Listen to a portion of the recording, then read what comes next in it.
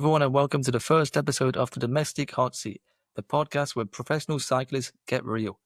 Each week, we're talking to riders from all over the peloton, not just the stars, not just the helpers, everyone in between.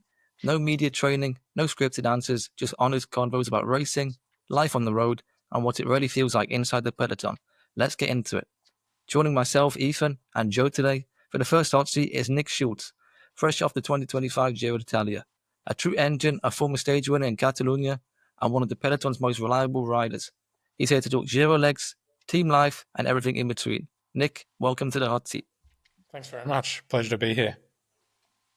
Yeah, I mean, it's been a real tough 3 weeks, haven't it, for you? You've been on a lap around Italy, first of all. How was that? Yeah, tough's an accurate description, that's for sure. Any Grand Tour has its challenges, and for me personally, this is probably one of the most challenging Grandies I've ever done. I had a lot of mishaps leading into it. It also wasn't really part of the plan, but I was a late call up, but kind of easily convinced because of the project we had with Derek G there. But yeah, it was up and down like all 3-week races can be, but overall really satisfying and a really nice one to get through and finish in Rome there. Yeah, let's start off with some icebreaker questions about yourself. We're going to start off for the audience. How would you describe yourself as a rider?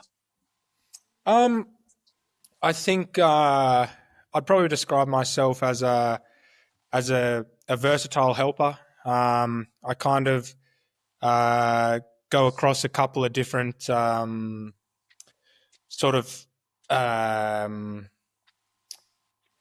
like things in the team. I can often help out in the sprint group with sort of earlier sort of positioning work, and then I guess more so in the Ardennes classic style races. I'm a pretty key domestique for our leaders there, and again in the Grand Tours, a sort of early climbing domestique for the guys, and just being around. And it kind of changes on a day-to-day basis. I guess if I have really good climbing legs, sometimes I can be there with quite a small group.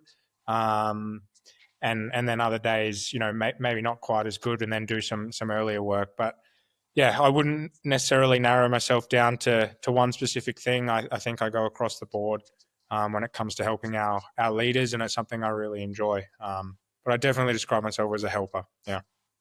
Yeah, nice.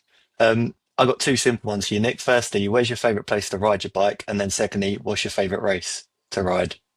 My favorite place to ride a bike, probably in and around Catalonia in Spain. I live in Andorra. It's also really nice here, and we can nip down over the border into Catalonia. I think firstly, the weather's really good. The roads are brilliant. Like the surface is sensational.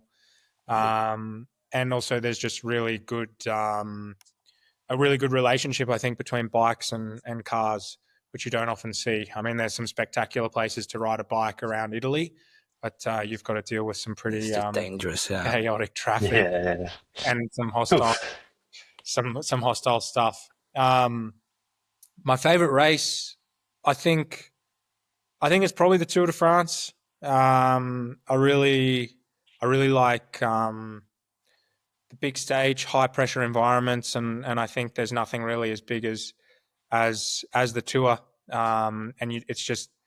It's different to everything else. When you're there, you really feel like you're at one of the biggest sporting events in the world, and you're center stage.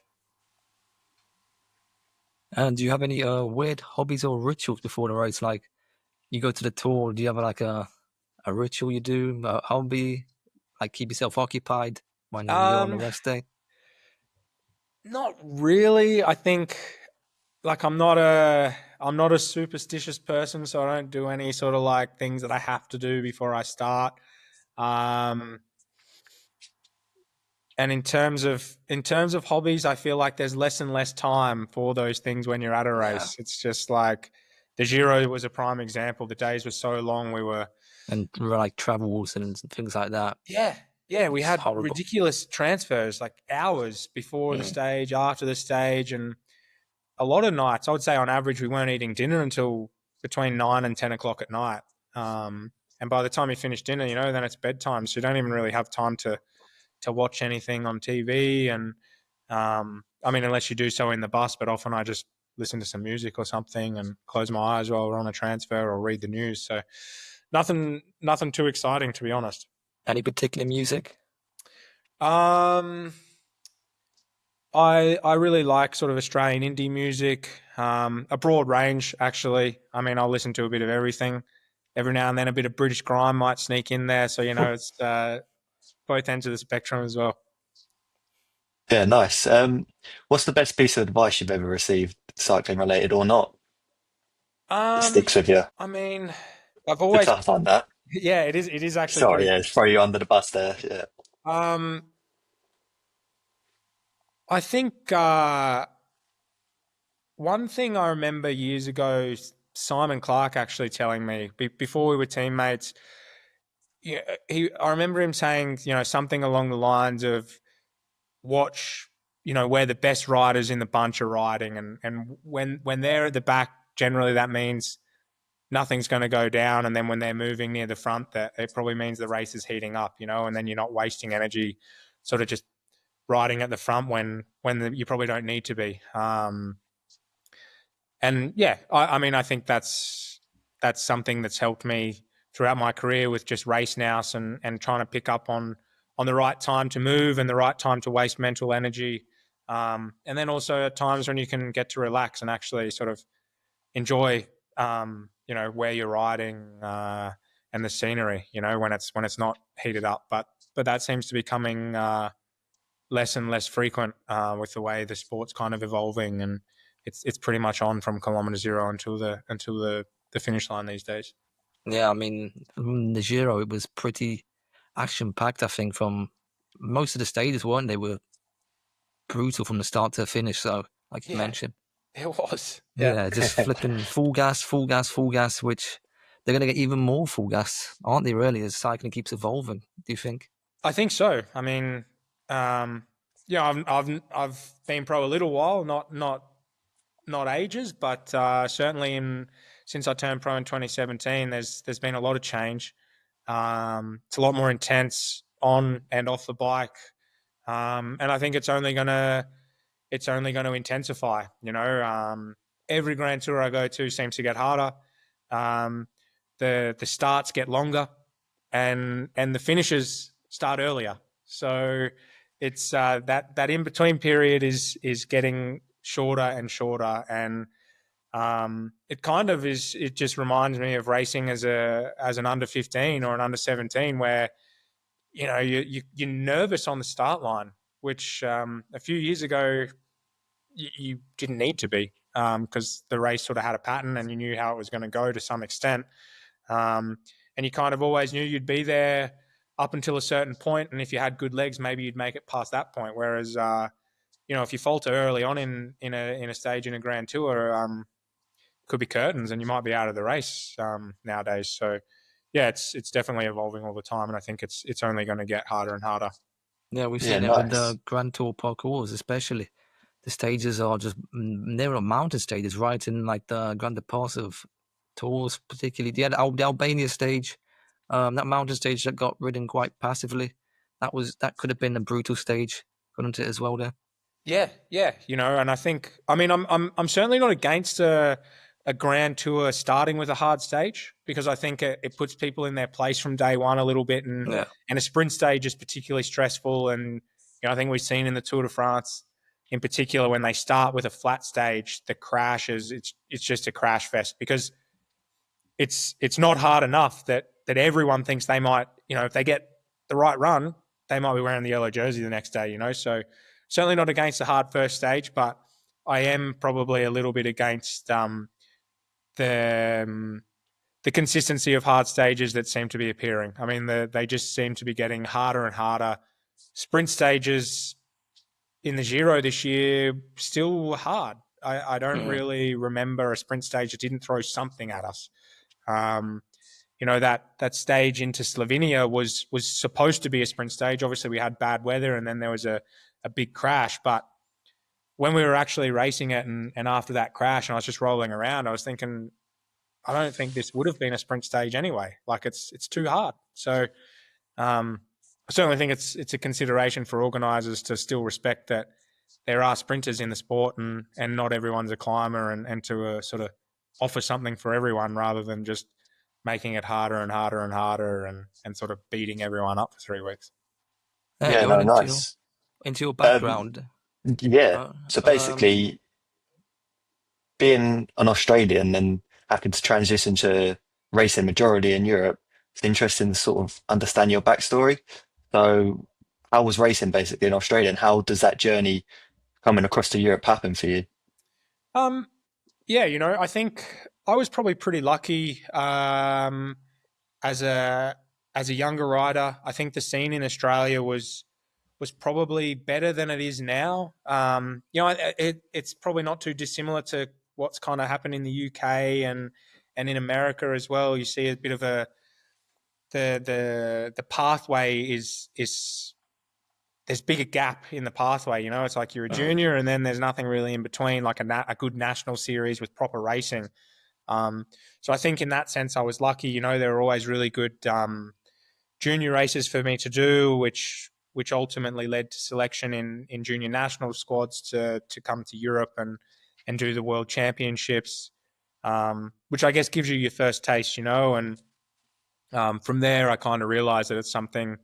Well, no, earlier than that, I obviously wanted to be a professional cyclist, but you don't really know what it entails when you're 15 years old and dreaming. Yeah, Um, yeah. so after those first years as an under 19 doing the world championships, I was set on trying to get to Europe, which led me to come to a French amateur team, where I spent 3 years because I think I kind of identified at the time that staying in Australia probably wasn't the right pathway for me to turn pro, and I wanted to be in the heart of the sport in Europe. And I came through with a crop of really good riders that I just wasn't quite good enough to make what at the time was like an Australian Institute of Sport program based in Italy.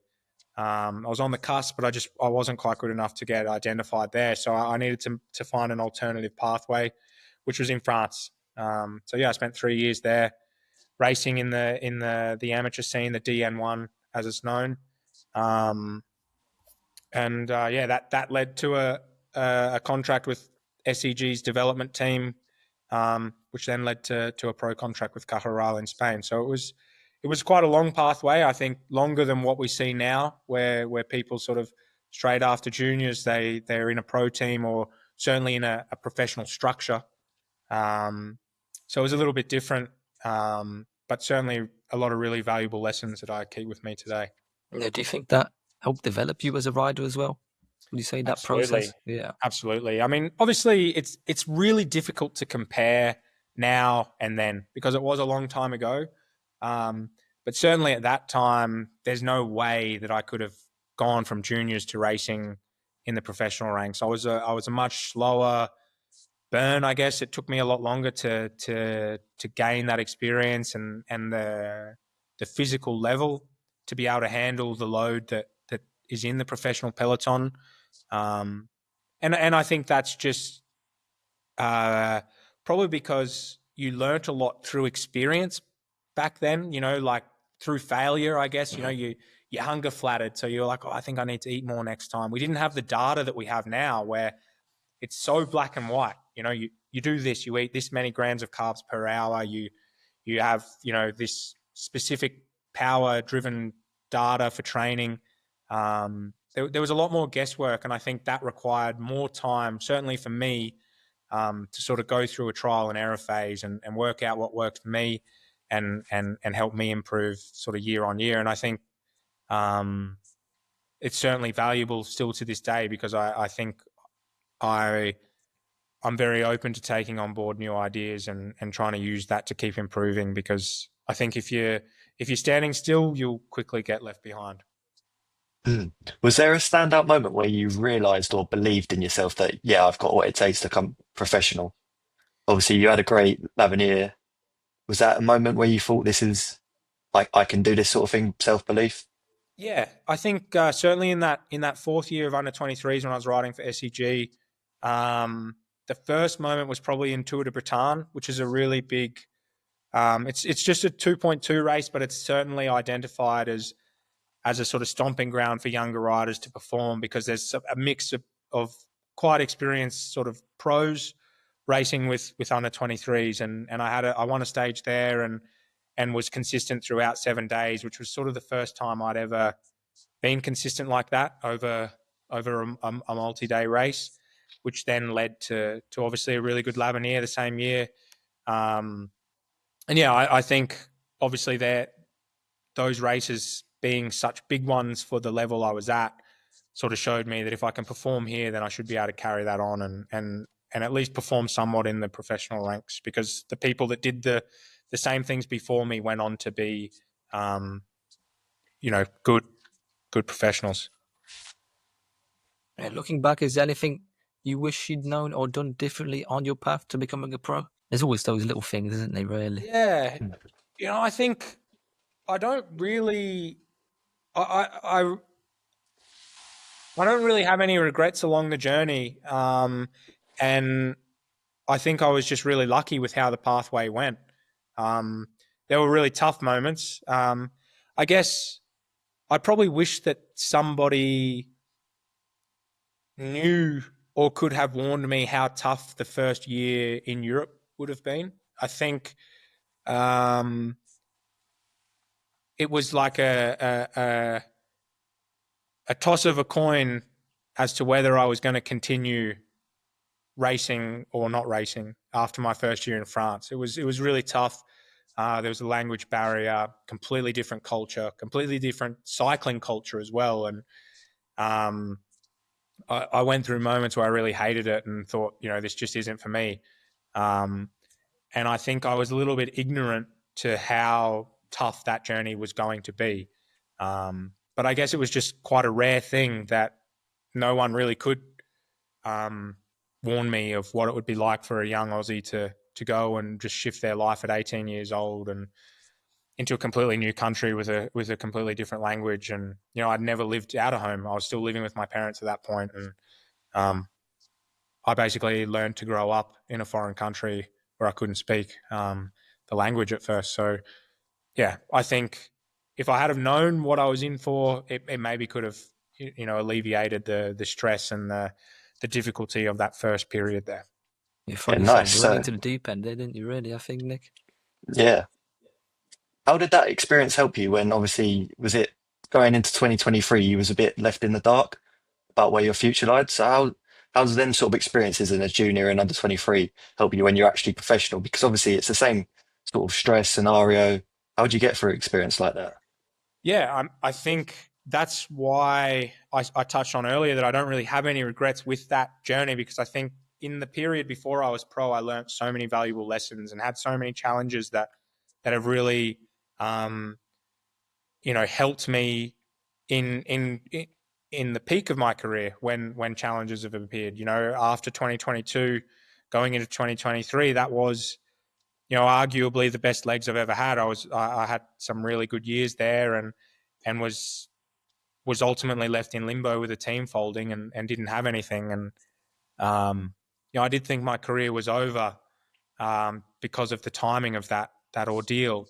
But I think with those sort of challenges and knowing how privileged we are as professional bike riders, because having lived the sort of the average end of being a bike rider, I sort of reminded myself that maybe I do want to keep doing this, because it is a pretty good lifestyle, and yeah, it just helped me persist with trying to find a team and keep training through really tough moments, because it was pretty easy then also to let things go and want to give up, because you ask yourself why is this happening after the best performances I've ever had. Certainly really valuable lessons from back then that I've used now. Yeah, no, that's great. Yeah, good to hear. And now we know more about your background in professional cycling onto the racing. We've seen over the years from the breakaway, you've had some great success. Can you explain the dynamics of the fight for getting into the breakaway? and how hard it is to actually even get into the right break, because that's getting even harder, isn't it, as we see? Yeah. The breakaway. It's a funny one. It's I think first and foremost, getting into the breakaway in stages that are earmarked to be contested by the breakaway for the result, you need to have really, really good legs. If you've got good legs, everything becomes easier. Everything slows down. You see things clearly, and you don't get carried away, because you sort of back yourself to make fewer efforts that count, rather than trying to anticipate more to sort of get ahead of the really strong guys that are going to make their effort at a certain time. It's really nerve-wracking on days when you're targeting the breakaway and you're potentially going to get in that breakaway to go for a result. And it's chaos on those days, like we saw in the Giro. Sometimes it took, I think there were some stages it took like 70 or 80K. The Plap stage, yeah, I think. Yeah. The Plap stage. Went on forever, horrific. didn't it? Absolutely horrific. Yeah. And you need a lot of perseverance, which again is also where, if you've got good legs, it's a lot easier to keep persevering. There's certainly guys that are better at getting into the breakaway than others. But I think if you really looked at it, those guys also just have really good legs. And I don't think there's a lot of, key tactics to getting in the right move. I think understanding of the parkour, where's the road maybe going to get narrow, where the peloton has the ability to try and use teammates to block the road and shut things down if a group gets away that they're happy with, or if it's pancake flat for 40K and then you go up a 2K climb at 10%, you probably know it's not going to go on the flat part, so you're better off saving some energy for the climb. So there's a little bit of bit of luck involved as well. If you're going to really back yourself for a key moment, you might miss the move that ultimately goes before then. But that's kind of the beauty of cycling. Yeah, but the art of the breakaway, I think, is not as complex as a lot of directors and even riders want to think. It's, if you've got good legs, I think just sending in it, really. Yeah, full send. It's like Marco. We've seen he sent it in mid to second week towards the end, and he didn't come up to any success, did he? Unfortunately, with Frigo. Yeah. I mean, he's a prime example of like he just had legs, such good legs, and I feel like on the days that it was earmarked for us, to go in the breakaway, it was a no-brainer that we'd try and put Marco in there, because like he just, when he would shoot, he'd score. Like he had the ability to ride into groups. So a group had maybe already developed, and then he just boom, he'd jump across. And that's what's really nice when you've got legs, and kind of simplifies things a little bit. Yeah, no. So when it comes to like the dynamics in certain stages of Grand Tour, how do things change between sprint stage versus like a mountain stage, for example? Is there also, like, in terms of the hierarchy in a GC in the first week of race compared to the third week, how do the dynamics change in your point of view? Within my team or within the peloton? Just how you see it within the peloton, really, in terms of what you feel when you're racing. I think sprint stages are obviously in general more relaxed if there's no wind around. There's less sort of color order in the bunch, because I think people are a little bit more relaxed to sort of ride anywhere, because there's not really a lot to do for the GC riders other than keep them safe. Again, it's evolving. It's becoming, because we go so fast now, an early breakaway of 3 or 4 riders can no longer be given 4 minutes, because there's only so fast you can go, and they ride so fast and they're so good in the early breakaway that they're already riding at 50K an hour. So you can't ride at 60K an hour to catch them. And I think that's added an extra element of stress that wasn't there maybe 5 years ago. So the break may go really quickly, within 5 kilometers, but then the off period in the bunch is maybe only a few minutes before the sprint teams go, actually, no, we need to keep these guys on a tight leash. We'll give them 2 minutes, 2 minutes 30. And all of a sudden, you're riding at 48, 50K an hour and you're hearing in the radio, oh, breakaway is still going out. And you're like, oof, how the hell are they riding so fast? But it's just where the sport's at. And so I think it will only become more stressful, those relaxed days. And then mountain days from a dynamic in the peloton, they're just becoming brutal, more and more brutal. The general pace on the climbs is so hard that you see a fight for position for every climb rather than just the penultimate climb, because you're coming into these climbs and riding at threshold or above for a long period of time. Obviously, you don't want to be starting at the back and then having to sort of chip away and move up. There's often a big fight for position. And also because finals are opening up earlier and earlier. Guys are attacking a long way out. I mean, there were some stages there in the Giro where we were on the third last climb and I think there were like 15, 16 guys left in the GC group. It's mental. Yeah, Ineos lighting up, weren't they, running a lot of stages and things like that? Very interesting and unique tactics from them on multiple stages in the Giro. And yeah, again, highlighting why you can't be complacent and content entering climb one of the day in a relaxed way. And also the breakaway element. Sometimes the break hasn't gone on the first climb of the day and it forms into a GC group and then a breakaway that goes from a GC group and then they shut down and then a lot of people catch back up to the GC group from behind.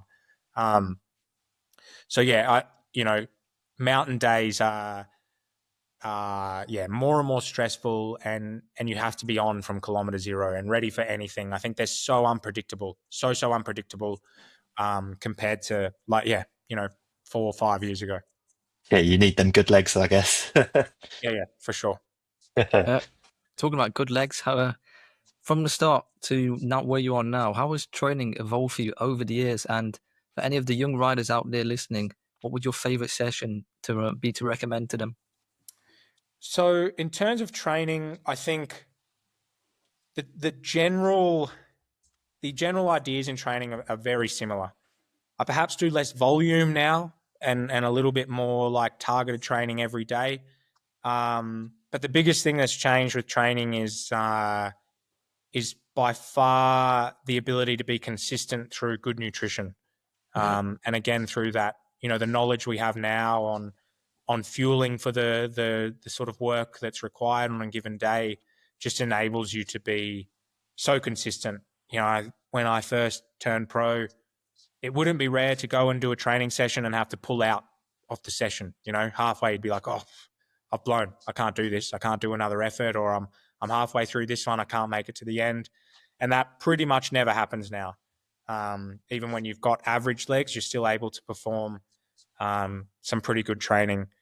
So I think that's the biggest evolution is just the nutrition side of things, enabling a lot more consistency and just a general level of like being robust in your day-to-day sort of work. Favorite training sessions. I'm a big fan of like 40-20 intervals. I really like that. I think if there was one interval you could do that covers a lot of bases, it'd be that one. It also passes time really quickly because you don't sort of just settle into one pace and have to grind away for 10 or 15 minutes. It's like it's constantly changing. You're going hard, then you're going easy, and I think it just it's easy on the head for me, as hard as it is. But I'd prefer that to 20-minute steady state. Yeah, cool. We obviously touched on it earlier. You're fresh off the Giro d'Italia. How was that experience for you on a personal note? Yeah, I mean, like I touched on, it was probably the most difficult Grand Tour I've ever done, psychologically and physiologically. When I got back on the bike in November after a really successful 2024, I very quickly injured my knee. I sort of got what's called ITB syndrome, and I think the timing of it being so soon after a really nice off season, I was pretty stressed, and then trained through it too much, and ultimately made it really bad, which led to still where we are now with some irritation. So I had a lot of time off in short periods leading into the Giro. So I was just underprepared, or more underprepared than I'd like to be. And I think with race difficulty now, it's amplified when you're just a little bit off. So if you're not at 100%, 5% under, you're really going to notice it. So there was a psychological toll of sort of understanding in myself that I wasn't at the level I normally would be, and that would have its challenges. And then going into a high pressure environment with a big goal for the team. And obviously, I hold myself to a certain level, and I put pressure on myself, and not being able to perform at that level consistently throughout the Giro was really tough. I showed bouts of it every now and then, but I just didn't have the consistency, and the sort of the legs I desired. So that made it really tough, to be honest. Yeah, I mean, normally I love 3-week races, and there were a lot of periods through this 3-week race, to be completely honest, which I hated, and I had a lot of serious and tough conversations with our director there, Sam Bewley, who luckily is probably the best in the business, and really understood where I was at. And I think in a different environment, in a different team, I probably wouldn't have made it through, so I'm really lucky that where I'm at with the people around me. And I sort of had trust in them that they believed I could come good on certain days, and that did happen. And then it was obviously a huge satisfaction at the end to make it through such a challenging period. So I guess with those lows come the highs when you actually get through it. So it certainly finished on a really nice note, and obviously a really, really great result for Derek and our team. And I think sort of sparking a new era perhaps for us, and something that I'm really excited to be a part of going forward. Yeah, nice. Congrats, mate. Yeah. Cheers. Was it a success then? It definitely was a success, wasn't it? Big time. Big time. Yeah. More than a success, yeah. Yeah, I think it's certainly fair to say that, as a team, we would have probably not been talked about that much before the race, despite what Derek had done in the lead up, which was pretty impressive. If you look at his last 12 months from, I think, Dauphiné last year to now, his stage race performances has been phenomenal, but he still was kind of, a pretty big underdog, I think. And certainly as a team, we don't have the depth of some of the super teams.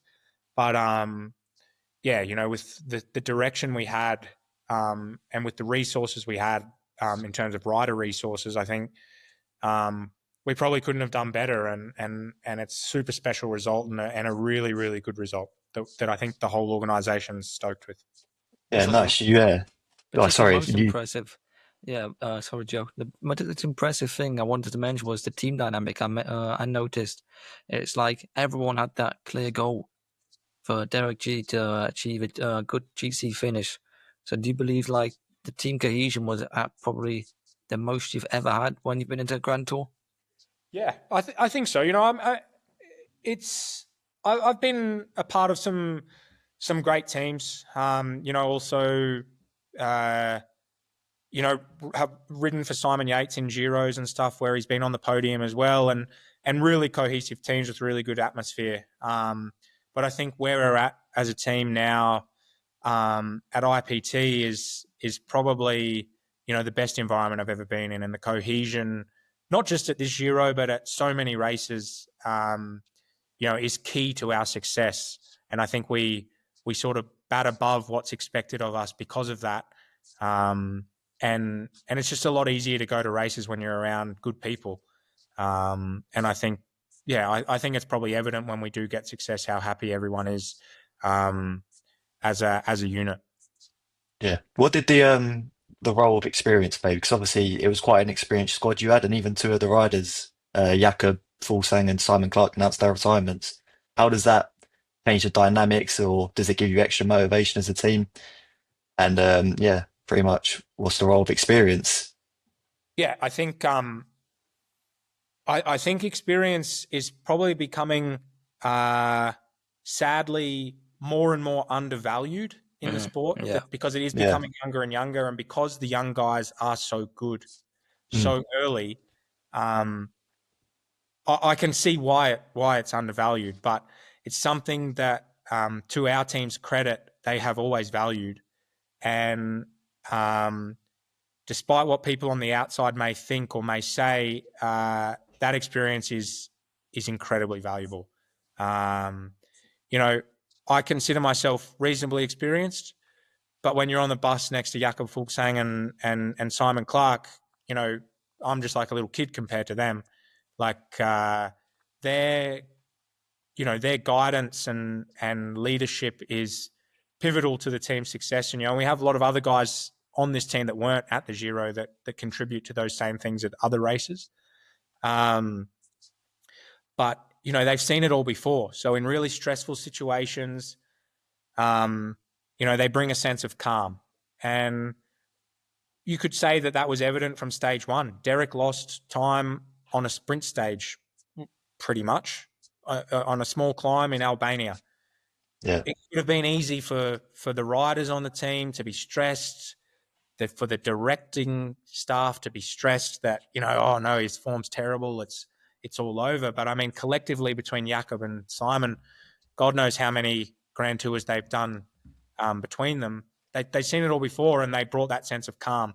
That there's still 20 more days to come, and a lot can change, and they were bang on, and things only got better. And I think, I don't want to speak for Derek, but I can only assume that he thought it was super valuable as well. Yeah, I mean, this as well for Derek, just the overall experience of GC riders within the team is phenomenal, really, isn't it?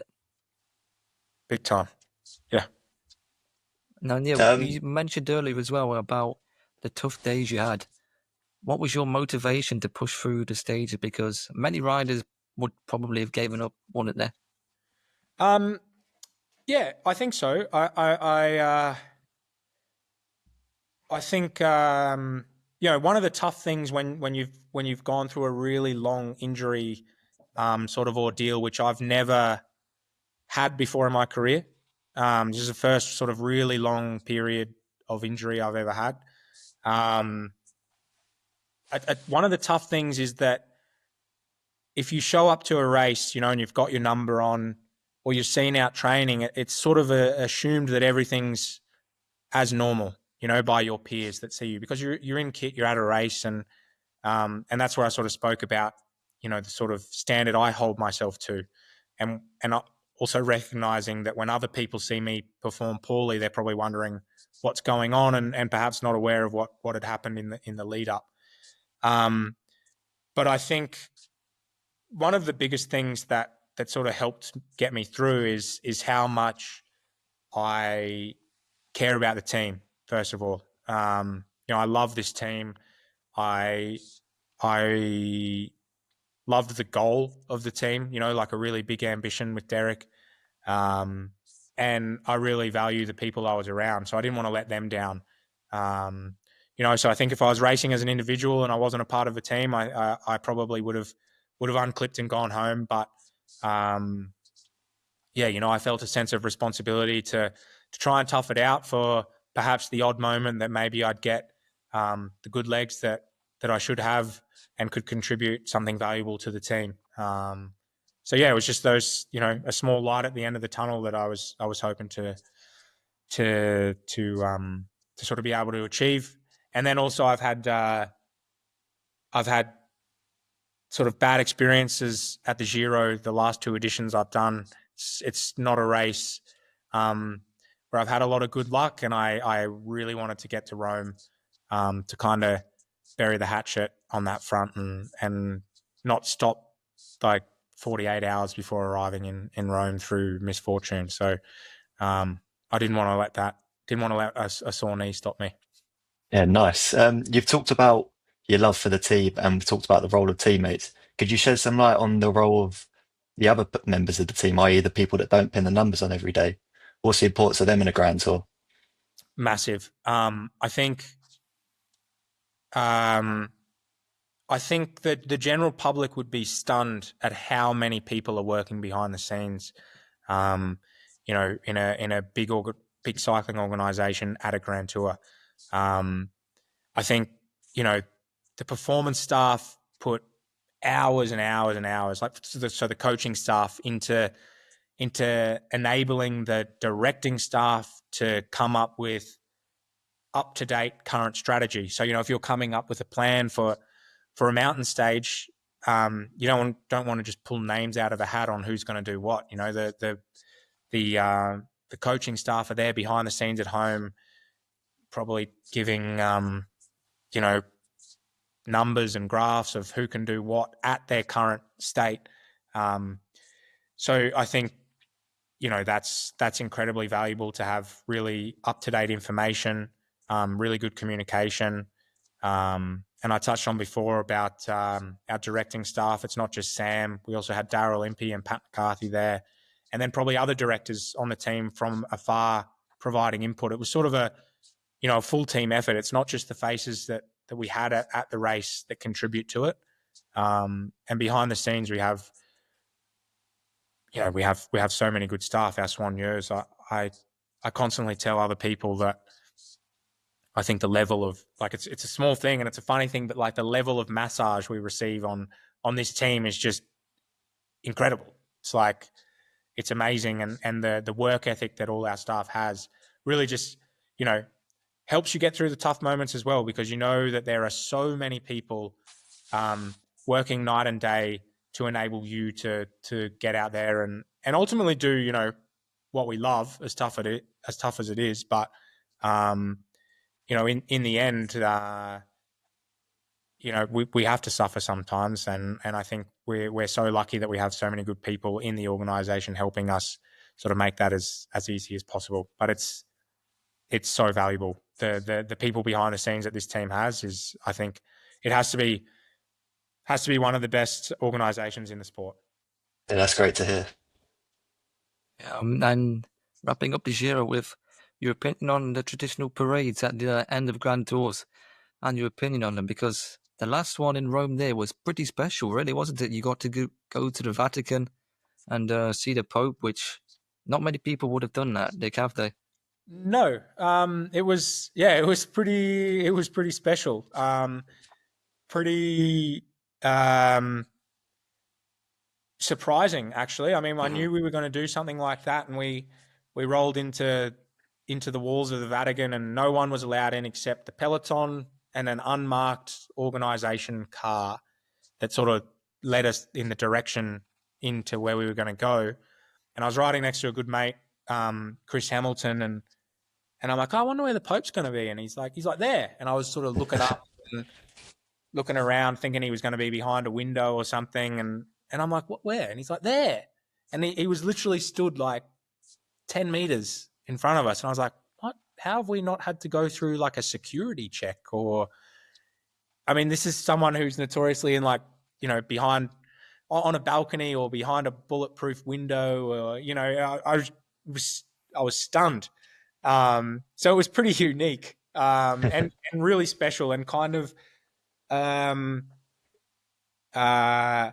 something that really made me realize how big the sport is, and particularly the Grand Tours. That it can get us access to an experience like that. It shuts down Rome for a day. The Tour de France shuts down Paris. We ride through the Louvre. In the Vuelta, it stops Madrid for a day. It's like a goosebump moment, things like that, and it really sort of, it's a nice reward for a tough 3 weeks. But the stage 21 procession is a bit of a myth, I reckon, because you see the stuff at the start of the stage where people are drinking champagne and we're rolling along chatting, and it booms but it straight on quickly it. heats up. Yeah. And, I suffered like a dog for an hour and a half riding around that circuit in Rome. Like it was full gas. It was very fast, wasn't it? Oh, Like, yeah. one of the specific descents, like 80K, one of the descents, I think. I would not be surprised. I had a look after the stage and I just highlighted the section where we were only on the circuits, and the average speed was 50K an hour. And there was like really road surface, there were Sketchy cobblestones, as well, little very climbs, sketchy. downhills.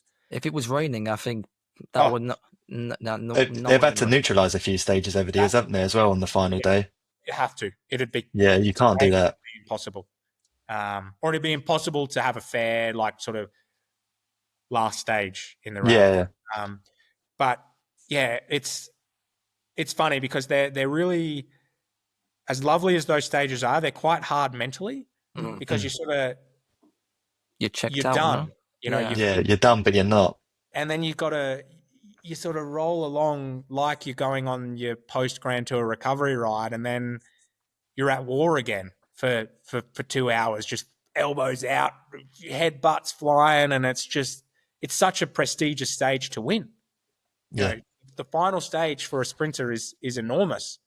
So yeah, it's I think with the evolution of the sport, it won't be long until, well, I think we're going to see it in July. We are, yeah. Going to ask you, what's your thoughts on the Montmartre being included in the tour? Yeah, I think they should have just done it on the first lap or something, and then kept it as a traditional sort of sprint royale. Like, I'm not a sprinter, but you grow up watching stage 21 on the Champs-Élysées, and it's you know, it's dubbed the World Championship of Sprinting. Like, it's awesome. And again, I touched on it earlier, the race organisers kind of respecting that there are still sprinters in the world, and we're just taking away more and more opportunities for them and more big moments. There are fewer defining moments for sprinters now, I think. You know, it's almost like an afterthought, the sprint stage.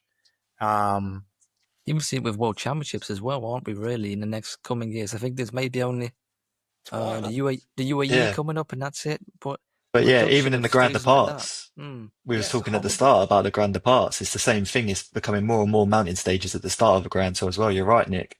It really is. There's less for them to sort of take, you know, and I think it used to be quite traditional when I was young following the sport that there'd be a really short prologue. You know, the time gaps would be so small that then the first stage of the Grand Tour was a sprint stage, and the sprinters had a chance to maybe, you know, if they finished within 10 seconds of the winner of the prologue, they might be able to, you know, take the yellow jersey or the leader's jersey. And I think that was something that was pretty cool. Whereas now, I mean, last year, Pogacar wore the pink jersey from stage 2 to stage 21. It just becomes, it takes away moments for them, I think. I don't know when the last time a sprinter wore the leader's jersey of a Grand Tour was. Oh, it's becoming rare and rare, like you say. Yeah. Yeah, wear it in the Tour? Or not? That's maybe the viewers comment. He always wins at the start of a Grand Tour, so you might be right there. A lot of these Grand Tour wins, both for the Giro and the Tour, they've been at the start. I just think it's something we used to always see. You know, Cav, Tom Boone, Kittel, and all these riders. Yeah, it's quite. It's the something last one, Christoph, maybe. Oh, Christoph. Oh yeah, Christoph. Nice. That was a crazy stage, though. Yeah. Yeah. So yeah, that might be the one. Maybe it might be a Vuelta one. I'm not sure. Yeah, perhaps, but it's you know, it's something that was the norm that isn't, and I think again, I'm not a sprinter, so I don't really care, but I think you need to offer everyone like something. And if I was a sprinter, I'd be fuming when I see all the Grand Tour parcours, because you just look at it and you go, well, this is a sprint stage, but I got to get over this 5K climb at 8% at 30K to go. Ackerman's going to be there in the team bus just cursing, really, isn't he? But he can kind of hack a little bit of a climb. Yeah, he's a good climber on his. Yeah, he's a pretty good climber when it comes to the sprinters. But I mean, they all are now. Yeah, you have to be. I was going out the back in Albania when there were still 5 sprinters left, so I think when they can sniff out the finish, they can find something extra. I